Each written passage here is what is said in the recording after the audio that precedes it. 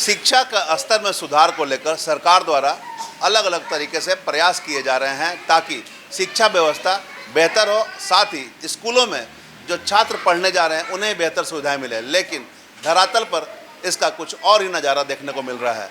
अभी हम मौजूद हैं राजकीय मध्य विद्यालय बरवा पश्चिम में। यहाँ की स्थिति हम आपको दिखाते हैं कि कैसी स्थिति है और इस स्थिति में जो छात्र हैं वो पढ़ने को मजबूर हैं।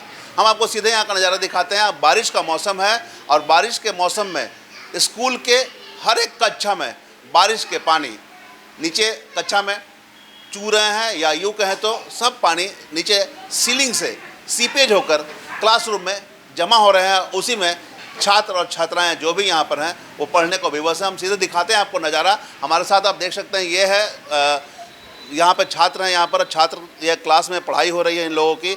सीधे हम यहाँ पर दिखाते हैं आपको किस तरह से स्थिति है। जो भी छात्र हैं यहाँ पे और जो सीपेज हो रहे हैं बारिश के पानी के, वो सीपेज की स्थिति ऐसी है कि इसी सीपेज के बीच में छात्र पढ़ने को मजबूर है। शिक्षक यहाँ पे पढ़ा रहे हैं, उनसे जुड़ते हैं। क्लास 3 का ये कक्षा है और हम बात करते हैं यहाँ पर शिक्षक से। मैडम कितने क्लास यहाँ पर संचालित हो रहे हैं? यहाँ पर 3 क्लास पढ़ाते हैं सर। कौन कौन क्लास होता है? 1 2 3। ये जो सीपेज हो रहा है इससे समस्या होती है? समस्या तो होगी ही सर। सीपेज हो रहा है, पानी गिर रहा है, सीपेज नहीं हो रहा है। सिर्फ पानी टपकता है तो सुबह में हम लोग बोरा से पुछवाते हैं। पंखा आता है तो थोड़ा बत्ती बंद करके देखिए कि एक लाइन नहीं दिखता है। बच्चों को बाहर ले जाना पड़ता है लिखवाने के लिए।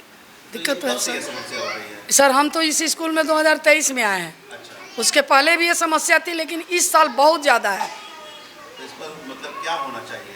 होना तो ये चाहिए, या तो इसको रिपेयर करें नहीं तो इसको शिफ्ट करें। कभी भी कुछ भी खतरा हो जाएगा। हम लोग तो 2024 में भी इस तरह की समस्या हुई थी क्या? हाँ सर, 24 में भी हुआ था, 23 में भी हुआ था। तो किसी ने सूद नहीं लिया इस पर अभी तक? सर थोड़ा कम चूता था, मतलब कि इतना टपाटप नहीं चूता था। और अब देखिए कि क्या स्थिति है हमारी। क्या इसमें आपका क्या नाम हुआ? मेरा नाम सर कुसुम कुमारी। क्या पढ़ाती हैं आप? हम सर 1 to 5 में हैं, तो हम बच्चों को सब सब्जेक्ट देखते हैं, कुछ भी ड्राइंग ये सब। तो ये शिक्षिका यहाँ पर हैं, आप देख सकते हैं अभी स्थिति, चूँकि हम भी यहाँ मौजूद हैं और जिस तरह से यहाँ स्थिति है, विद्युत आपूर्ति बाधित होने के बाद पूरा क्लासरूम अंधेरा हो गया है और ऐसी स्थिति में बच्चों को कैसे पढ़ाया जाए ये भी शिक्षक असमंजस की स्थिति में है। लगातार गुहार भी लगाई गई है, लेकिन अब तक वरीय अधिकारियों ने इस पर संज्ञान नहीं लिया है। नतीजा आप देख सकते हैं, इसी स्थिति में बच्चे पढ़ने को मजबूर है। कैसे सपना साकार होगा? झारखंड सरकार ने जो सपने सजाए हैं, जो ऐसा उन्होंने सोचा था कि शिक्षा की व्यवस्था को बेहतर करेंगे और बेहतर सुविधाएं भी देंगे छात्र जो छात्राएं स्कूल में, सरकारी स्कूलों में, तो अगर ऐसी स्थिति रहेगी तो कैसी व्यवस्था में सुधार होगी, शिक्षा का स्तर में कैसे सुधार होगा? और भी क्लासरूम है, उसकी क्या स्थिति है हम जानने का प्रयास करेंगे। चूँकि विद्युत आपूर्ति बाधित हो गई है तो ऐसे स्थिति में और भी आप देख सकते हैं ये भी क्लासरूम है। ये क्लासरूम, ये कौन सा क्लासरूम है? 8। आप लोग 8 क्लास के छात्र हो। ये क्लास 8 है। 8 क्लास के ये लोग छात्र हम ये लोग से जुड़ते हैं, बात करने का प्रयास करते हैं। ये बारिश का क्या पानी नीचे आ रहा है? Yes sir. तो आप लोगों को तो बहुत समस्या होता होगा। Yes sir. यहाँ जो आप लोग पढ़ रही हैं, यहाँ भी बारिश का पानी आता है? Yes sir. कब से ये समस्या है? बहुत दिन से सर। कुछ नहीं हो पाता है? नहीं सर। अभी विद्युत आपूर्ति बाधित हो गई है तो अंधकार में तो बहुत समस्या होती होगी। Yes sir. ठीक। कुछ छात्र हैं, उनसे भी क्या समस्या होता है बॉस? पूरा पानी गिरता है और पानी गिरता है तो यहाँ से भी गिर रहा था तो हम लोग साइड हो गए, इधर आके बैठने लगे। कौन सा क्लास में आप हैं? 8 क्लास में। क्या पढ़ाई कर रहे हैं भैया? क्या बोलता है, ये टेस्ट है। क्या नाम है आपका? सुशील कुमार। कहाँ रहते हैं आप? मैं किसान चौक। ये छात्र हैं, किस तरह से ऐसी स्थिति में पढ़ने को मजबूर हैं। चूँकि सरकारी स्कूल है तो सरकारी स्कूल में सुविधाएं भी बेहतर होनी चाहिए थी, लेकिन जो सुविधाएं इन्हें मिलनी चाहिए थी वो इन्हें नहीं मिल रही है। कहीं ना कहीं जो अधिकारी हैं उनके ऊपर भी सवाल खड़े हो रहे हैं कि आखिर ये शहर के बीचों बीच बरवड्डा थाना क्षेत्र के बगल में हम खड़े हैं, सामने हमारे बरवड्डा थाना है और यहाँ से 1 किलोमीटर की दूरी पर समाहरणालय है जहाँ पर जिला शिक्षा अधीक्षक का कार्यालय है, वो बैठते हैं। उनको खुद मुआयना करना चाहिए स्कूलों में जाकर, लेकिन इतना नज़दीक होकर भी पता नहीं उन्होंने किस प्रकार का निरीक्षण किया है और किस प्रकार के निरीक्षण करने के बाद क्या कुछ निर्देश दिए हैं या किसी को मालूम नहीं है, लेकिन जो स्थिति है हम आपको रूबरू करा रहे हैं, वो स्थिति आप देख सकते हैं। क्योंकि धरातल पर जो अधिकारी काम करेंगे उन्हीं की यह जिम्मेदारी बनती है। सरकार हर जगह नहीं जा सकती, सरकार ने कई व्यवस्थाएं दे रखी है, लेकिन धरातल पर जो अधिकारी मौजूद रहते हैं उनके द्वारा उदासीनता स्पष्ट नज़र आ रही है। और भी क्लासरूम है यहाँ पर, हम उनकी भी स्थिति आपको रूबरू कराते हैं, आप हमारे सामने देख सकते हैं। हालांकि देखिए बारिश का मौसम भी है, ऐसी स्थिति में अगर तेज़ बारिश आएगी तो जो छात्र यहाँ पर हैं वो कैसे पढ़ाई करेंगे ये समझने की ज़रूरत है। ये दूसरा क्लासरूम है, ये कौन सा क्लासरूम है सर? 4-5 क्लासरूम है जी सर, 4-5 क्लास। यहाँ भी बारिश का पानी आता है? जी सर, दीवार में पूरा चूता है। अच्छा, ये बच्चे जो पढ़ रहे हैं यहाँ पर, तो पढ़ाई के समय में बारिश का पानी आता है क्या? जी सर, आता है, दीवार के द्वारा सिरकते हुए आता है। तो जैसे बोरा और बिछाते भी है तो बोरा भीग जाता है। देखिए आप कब से यहाँ पर हैं? सर, हम 5 सितंबर को स्कूल में आए हैं, 2024। जी तो 2024 में ये बारिश हुई होगी तो ऐसा सिचुएशन था क्या? सर, ये शुरू से सिचुएशन ऐसा है, जब से हम आए हैं तबे से। आप कौन सा सब्जेक्ट पढ़ाते हैं? हम सर 1 to 5 के हैं, ऑल सब्जेक्ट, ऑल टू 5। आपने को शिकायत किया ऊपर में किसी को? सर, ग्राम से प्रबंध समिति जो होता है ना, तो वो शिकायत किए हुए हैं, अभी तक कुछ लेकिन हुआ नहीं है सर। कार्रवाई होता है कहाँ? नहीं होता है। तो ये बच्चे को ऐसे पढ़ा रहे हैं तो समस्या तो होती होगी ना? तो हम लोग को तो करना पड़ेगा सर, क्या पढ़ा। होना चाहिए? हम चाहते हैं सर ये स्कूल को दूसरा जगह शिफ्ट किया जाए। इसका मरम्मतीकरण नहीं होना चाहिए? मरम्मती सर, एक क्लास में हम लोग 2-2 क्लास को लेके बैठे हुए, 5 क्लास इधर है, 4 क्लास इधर, तो पढ़ाने में तो दिक्कत होती है। एक पढ़ाते हैं तो एगो बच्चा हल्ला करता है, अलग अलग क्लासरूम भी होना चाहिए। यही हम अब उस साइड में बोर्ड में लिखते हैं तो बोर्डवा गिला है, देखिए भींगा हुआ है। क्या नाम हुआ आपका? मेरा नाम धनंजय रवानी। आप यहीं रहते हैं? जी यहीं पे। तो ये शिक्षक हैं, इनका कहना है कि 2 क्लास एक ही में एडजस्ट कर रहे हैं, मतलब 4 और 5 को एक ही क्लास में पढ़ा रहे हैं। अलग अलग कक्षाएं होने से बच्चे कंसंट्रेट होकर पढ़ पाएंगे, ये भी एक समस्या है। आप देखिए बारिश शुरू हो गई है, बारिश आ रही है, ऐसी स्थिति में बारिश का पानी जिस तरह से छत से नीचे रिस रहा है और पढ़ाई बाधित के साथ साथ बिजली आपूर्ति भी बाधित कर रही है, तो कहीं ना कहीं यह समस्या उत्पन्न हो रही है। हम यहाँ भी दिखाने का प्रयास करेंगे। ये कौन सा क्लास है? 6 और 7। 6 और 7 दोनों क्लास है? जी। ये बारिश में समस्या उत्पन्न होती है? बहुत ज़्यादा। कैसे आप लोग एडजस्ट करती हैं? बस इसी तरह जैसे अभी कर रहे हैं, इधर उधर बच्चे लोग को बैठा देते हैं, जैसे इधर चू रहा है तो उधर कर देते हैं, और उस दिन दोनों क्लास हम लोग कंबाइंड में ले लेते हैं, क्योंकि सिंगल पढ़ाना तो मुश्किल है। मतलब मजबूरी से दोनों क्लास आप लोग करते हैं? मजबूरी। ये दीवार भी देखिए पानी झरता है, आज ये थोड़ा नहीं झर रहा है। आप कब से यहाँ पे हैं? 2015 से।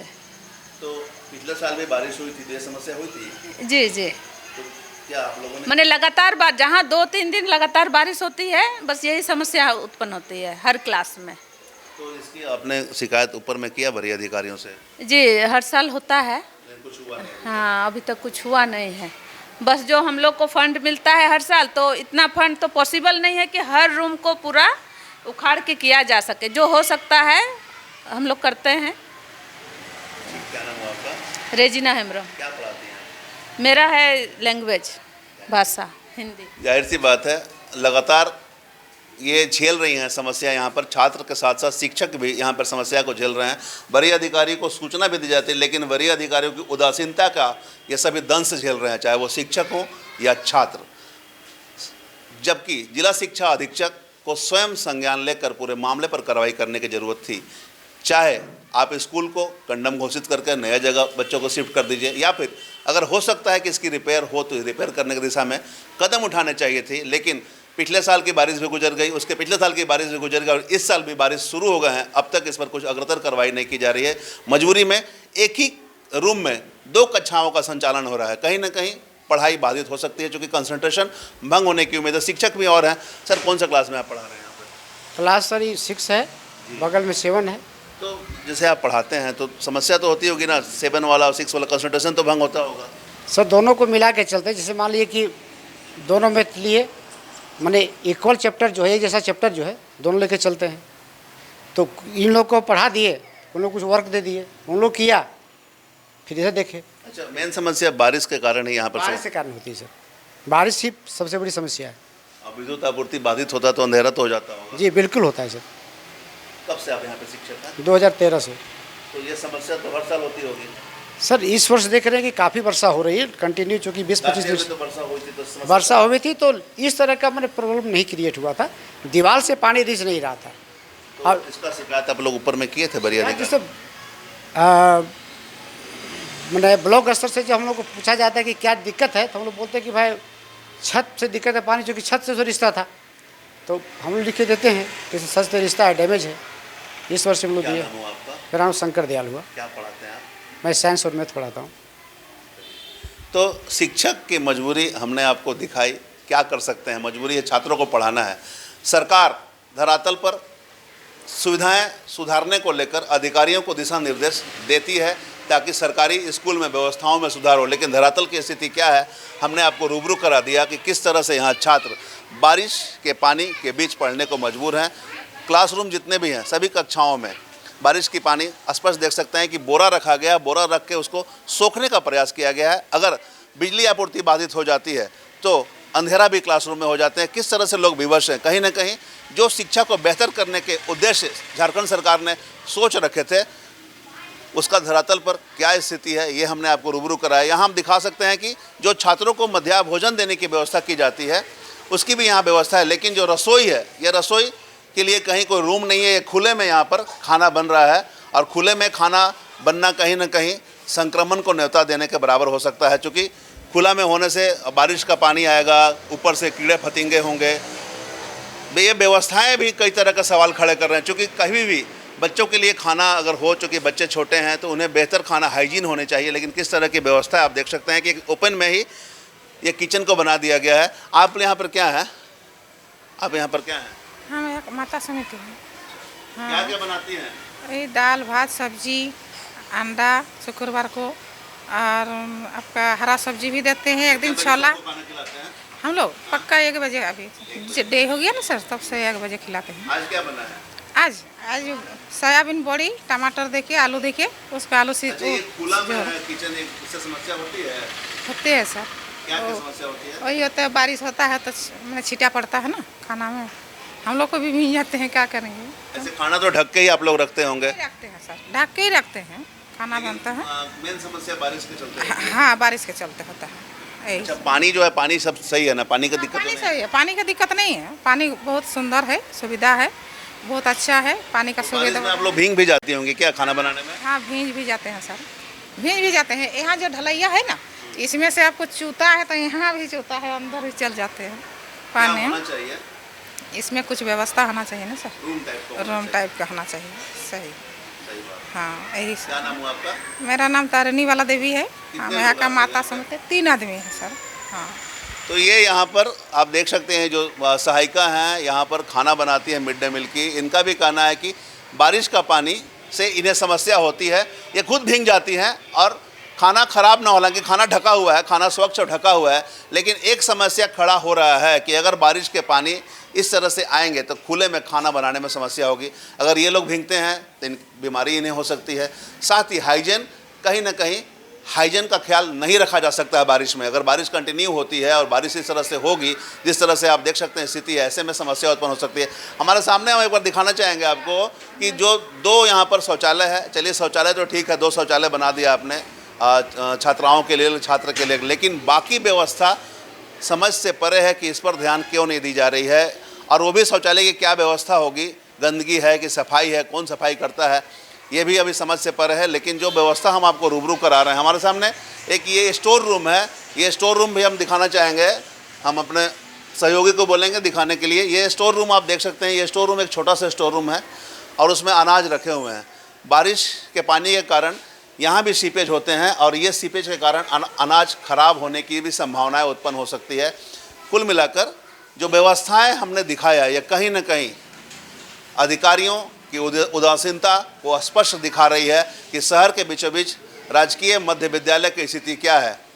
छात्र बारिश के पानी के बीच पढ़ने को मजबूर हैं, विद्युत आपूर्ति बाधित होने के बाद अंधकार में भी पढ़ने को मजबूर है। शिक्षक किस तरह से अपनी दशा को बता रहे हैं, हालांकि हमने छात्रों से भी कुछ वार्ता की है, छात्र भी इस स्थिति से रूबरू कराए हैं, लेकिन कई शिक्षक यहाँ वर्षों से कार्यरत हैं। उनका भी स्पष्ट कहना है कि इस संबंध में उच्च अधिकारियों को शिकायत भी कराए गए हैं, लोगों ने संज्ञान में लिया, लेकिन अब तक कुछ कार्रवाई नहीं हुई। यहाँ पर प्रभारी प्राचार्य हैं, हम उनसे भी जानने का प्रयास करेंगे कि किस प्रकार की स्थिति है यहाँ पर, और आखिर इसमें किसी प्रकार का कोई संज्ञान अब तक अधिकारी क्यों नहीं ले रहे हैं। सर, आप क्या यहाँ पर पोस्ट है आपका? मैं यहाँ प्रभारी प्रधानाध्यापक हूँ पिछले 5 महीने से।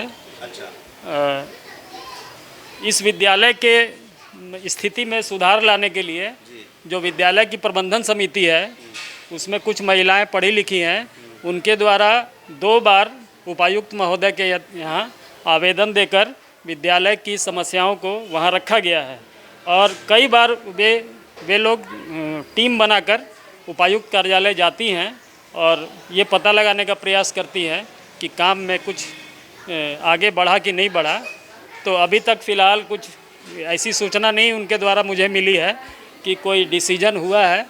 उनका प्रबंधन समिति के सदस्यों का कहना है कि जब तक इस विद्यालय को यहाँ से स्थानांतरित करके दूसरे ज़मीन पे नहीं बनाया जा सकता, तब तक इस विद्यालय का स्थिति में सुधार होना संभव नहीं प्रतीत होता है। नहीं, तो जैसा आप बता रहे थे, तो अभी के जो उपायुक्त है वर्तमान में, उनसे शिकायत की गई है या तत्कालीन जो उपायुक्त थे माधवी मिश्रा, उनसे की गई थी? अभी पिछले 3 महीना पहले माधवी मिश्रा मैडम उपायुक्त थी, उनके कार्यालय में महिलाओं के द्वारा जाकर आवेदन दिया गया, उनसे बात किया गया, और बीच में मुझे एक इंजीनियर का फ़ोन आया था सर्व शिक्षा अभियान से, जिनके द्वारा विद्यालय की स्थिति के बारे में पूछा गया, और ये पूछा गया कि ज़मीन कहीं उपलब्ध है तो बताइए।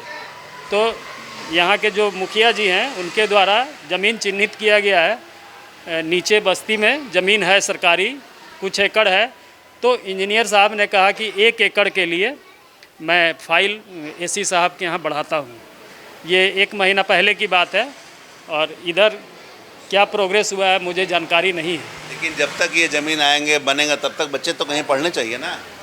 हाँ, अभी तो वर्तमान स्थिति, अभी लगातार जो बारिश हुआ है लगभग 15-20 दिन से ना, तो इस विद्यालय की स्थिति ज़्यादा ही दयनीय हो गई है। सीपेज के कारण छत का प्लास्टर भी कहीं कहीं डैमेज हो रहा है, गिरने की संभावना है।